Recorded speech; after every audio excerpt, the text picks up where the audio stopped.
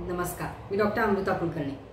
वजन कमी करायचं आहे म्हणजे प्रोटीनयुक्त पदार्थ घेतले पाहिजेत हे समीकरण आपल्या डोक्यामध्ये फिक्स बसलेलं असतं।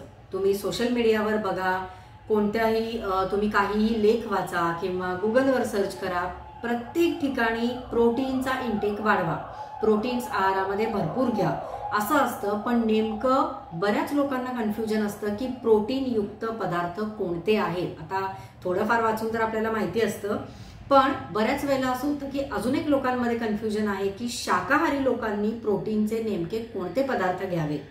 आम्ही अंडी खात नाही, आम्ही नॉनव्हेज खात नाही, मग प्रोटीन मिळणार कसं, हे बरेच संवाद क्लिनिकमध्ये ऐकायला मिळतात। आणि म्हणूनच आज मला असं वाटलं की थोडंसं एक गैरसमज जो आहे किंवा थोडंसं कन्फ्युजन जे आहे हे थोडं दूर करूयात। असं नाही आहे की नॉन व्हेजिटेरियन लोकांमध्ये किंवा नॉन व्हेजिटेरियन पदार्थ हे प्रोटीन्सने भरपूर असतात आणि शाकाहारी लोकांना प्रोटीनला काही ऑप्शन नसतो, मग आम्ही बाहेरून प्रोटीन घेऊ का किंवा सप्लिमेंट घेऊ का, असं बरेच लोक मला विचारतात। तर अजिबात नाही, शाकाहारी लोकांमध्ये प्रोटीन्सचे इतके चांगले सोर्सेस उपलब्ध आहेत आणि तेही आपण रोज जेवतो त्यामधूनच। त्यामुळे तुम्हाला अजिबात काही सप्लिमेंट घेण्याची गरज नाहीये।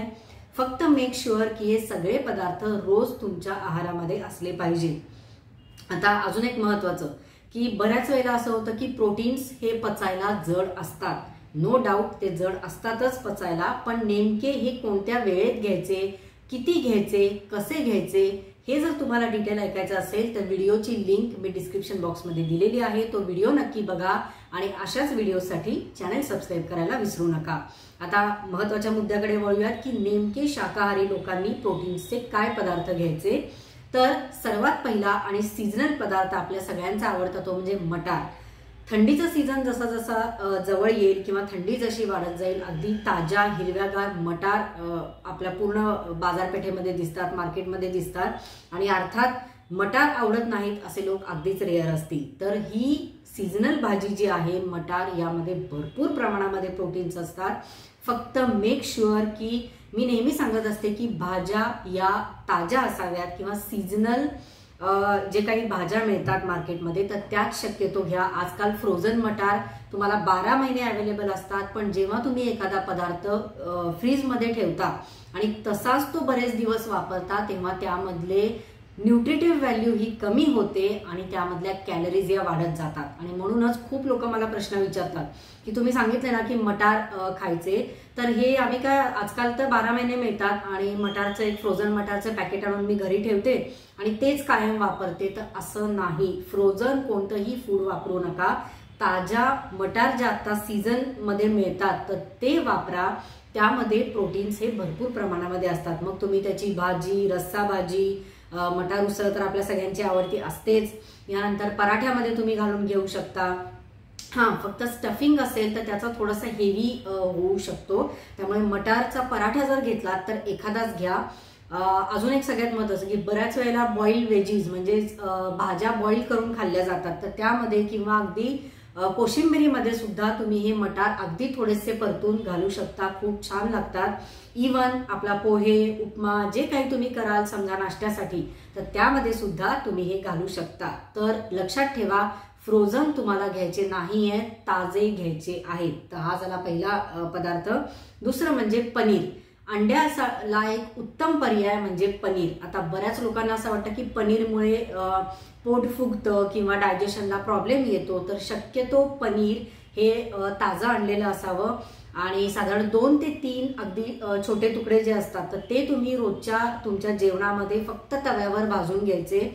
बऱ्याच वेळेला काय करतात लोक की प्रोटीन खायचंय म्हणून एकाच वेळेस भरपूर खातात। आता मला खूप लोकांचे मेसेजेस येतात किंवा कमेंट्स येतात की पोर्शन हा कळत नाही की प्रोटीनचा नेमका किती घ्यायचा आहे, आणि जर तुम्ही अगदी वाटीभर मोठा पनीर खाल्लं किंवा बाउलभर पनीर खाल्लं तर मात्र मग त्याचा त्रास होऊ शकतो, कारण शेवटी तो मिल्क प्रॉडक्टच आहे, दुधाचा पदार्थच आहे। त्यामुळे पनीरचा अतिरेक यामुळे बेसिकली इनडायजेशन किंवा गॅसेस किंवा पोट फुगणं यासारख्या तक्रारी होऊ शकतात। तर अतिरेक न करता फक्त 2 ते 3 क्यूब अगदी छोटे आपले जसे नेहमीचे असतात, आपण युजुअली पनीर मसाला किंवा मटार पनीर हा एक उत्तम पर्याय आहे। मी मटार तर सांगितलं आहेच, तर फक्त कांदा आणि टोमॅटोच्या ग्रेव्ही मधलं हे मटार पनीर सुद्धा तुम्ही घेऊ शकता। जर रोज रोज एकच खाणं पॉसिबल नसतं, त्यामुळे थोडेसे व्हेरिएशन्स करायचे. कधी मटार पनीर घ्या, कधी पनीर बुर्जी घ्या कमी तेलामधली. ऑफकोर्स यामध्ये भरपूर भाज्या घालून तुम्ही एक पराठा सुद्धा बनवू शकता. एक गोष्ट इथे मला सांगायची आहे की तुम्ही काय खाता यापेक्षा ते किती खाता हे सुद्धा महत्वाचं आहे. आणि म्हणूनच असं असावं की क्वांटिटी कमी असली तरी चालेल, पण क्वालिटी जास्त असली पाहिजे. म्हणजे मग ते एका पराठ्यामध्ये सुद्धा पोट भरतं. जेवढ्या तुम्ही भाज्या वापराल जास्तीत जास्त, तेवढं तुमचं फायबर इंटेक वाढतो आणि थोडंसं खाल्लं तरी सुद्धा पोट भरलेलं राहतं. ही टिप मात्र अजिबात विसरू नका. आता तुम्हाला रोज जर पनीर घ्यायचं असेल, तुम्ही रोजही घेऊ शकता. काहीही जेवण असो, 2 ते 3 तुकडे आपल्या तव्यावर साधा भाजून तुम्ही थोडंसं तिखट मीठ चाट मसाला टाकून अगदी आरामात घेऊ शकता. तुम्हाला रात्री नको असेल, दुपारच्या जेवणात घ्या, नाश्त्याला घ्या, कधीही घेऊ शकता. हा झाला दुसरा पर्याय. तिसरा पर्याय म्हणजे डाळी. आपल्या आहारामध्ये म्हणजे महाराष्ट्रीयन जेवण हे वरण किंवा आमटी याशिवाय पूर्ण होतच नाही. पण बऱ्याच वेळेला बघायला गेलं तर रोजच्या आपल्या कामाचं ताण असो किंवा आपला काही म्हणजे बिझी आपल्या रुटीनमध्ये आपल्याला रोजच्या रोज एकच पदार्थ करायला जमत नाही. पण मेक शुअर तुम्हाला जर फास्ट वजन आणि फॅट दोन्ही कमी करायचं असेल तर 1 वाटी डाळ किंवा आमटी म्हणजेच वरण किंवा आमटी हे तुमच्या आहारामध्ये असलंच पाहिजे. मग तुम्ही दुपारी घ्या, रात्री घ्या, कधीही घ्या. आता यामध्ये मूग डाळ, मसूर डाळ, तूर डाळ हे तिन्ही एकत्र करून तुम्ही 1 वाटी त्याचं जर वरण किंवा आमटी रोज घेतलं तर तुम्हाला त्याचे बेनिफिट्स पण जास्त मिळतात. बऱ्याच वेळेला तूर डाळीने खूप जणांना ऍसिडिटी होते, तर या तिन्ही डाळी जर तुम्ही मिक्स केल्यात समप्रमाणामध्ये, कधी कधी बऱ्याच वेळेला असं की मसूर डाळ रोज खाल्लेली चांगली नसते, तर अगदी मसूर डाळ थोडी घ्यायची, मूग डाळ जास्त घ्यायची आणि तूर डाळ सुद्धा थोडी घेतली तरी सुद्धा हरकत नाही ज्यांना तूर डाळीने ऍसिडिटी होते. तर हे तर तिन्ही डाळी मिक्स करून तुम्ही याचं वरण 1 वाटी अगदी दुपारच्या जेवणात किंवा रात्रीच्या जेवणात घेतलं तरी सुद्धा तुम्हाला प्रोटीनचा बराचसा सोर्स जातो. मग यामध्ये तुम्ही ऑल्टरेशन करू शकता. कधी डाळ पाळं, कधी डाळ मेथी, कधी वरण फळं असं सुद्धा घेऊ शकता.